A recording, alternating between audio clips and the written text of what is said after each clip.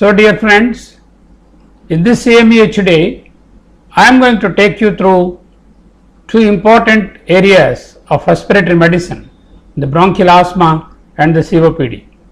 Both of them are very common in our clinical practice, and we need to have a good grip on what are the modern management trends in these two diseases. You see here on the left hand side, Global Initiative for Asthma, the GINA, and the Global Initiative for Chronic Obstructive Lung Disease, the GOLD. I am going to follow the GINA and GOLD guidelines and emphasize the importance of inhalation treatment and the intricacies and practical aspects of inhalation treatment in bronchial asthma and COPD.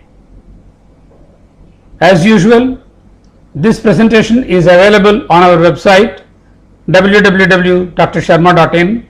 In addition to this, a host of other medical presentations are available, our previous CMEs, and you can download those things from the website and use them for your purposes. So it's time now for us to unlearn our age-old outdated practices and embark on the modern methods of controlling these two diseases.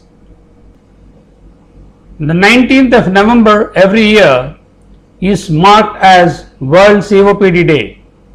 This is to increase the awareness worldwide about COPD and its onslaught on mankind and how best it can be treated and prevented. The list here summarizes the various resources I have consulted in preparing this presentation. The GINA, the GOLD, COPD Professional, Respiratory Guidelines from Canada, Canadian Thoracic Society, ACCP, American College of Chest Physicians, ATS, American Thoracic Society, BTS, British Thoracic Society, NICE Guidelines from UK, ChestNet, CDC, Communicable Diseases Control Center, and National Asthma Education Prevention Program, NAEP.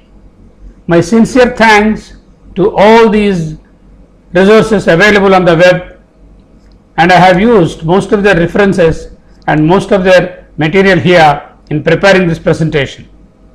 So I acknowledge humbly whatever material I have used here belongs to these resources. So what is asthma? Remember, there are two important components in asthma.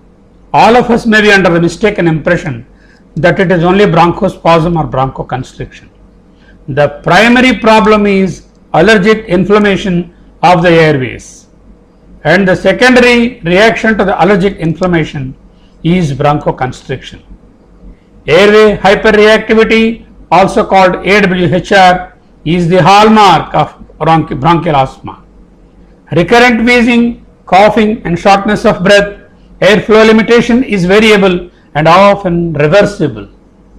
Infiltration of dendritic cells, presence of mast cells, eosinophils and lymphocytes on the bronchial mucosa is the hallmark of the pathological picture of bronchial asthma.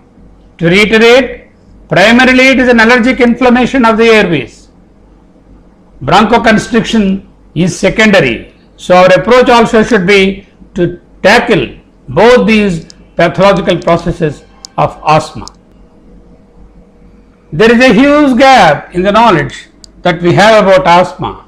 Volumes and volumes are written, but the problem is many patients are not detected at all.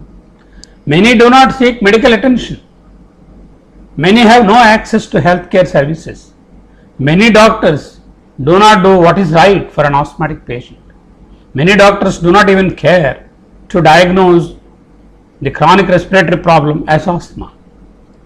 There is a little bit of stigma associated with the label asthma. Broken marriages, broken alliances are quite common in some families when we know a girl or a boy is associated with asthma. Misdiagnosis is very common Very commonly it is dubbed as bronchitis or bronchiolitis or lower respiratory tract infection, and we miss the bus and not diagnose asthma. What is the pathophysiological mechanism of asthma? This slide is to reiterate the two components. The first component of allergic inflammation and the second component of airflow limitation or bronchoconstriction.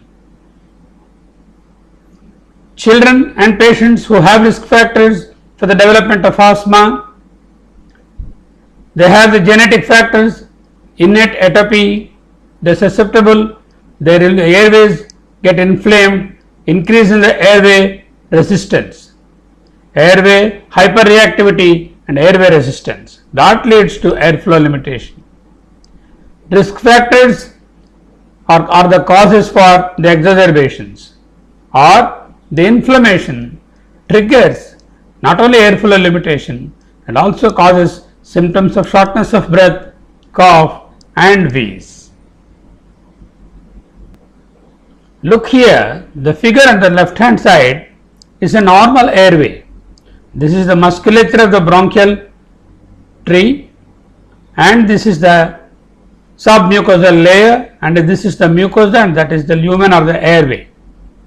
Now, in airways during the asthmatic attack, where the airway hyperreactivity is there is constriction of the bronchi due to bronchoconstrictor effect of the smooth muscles.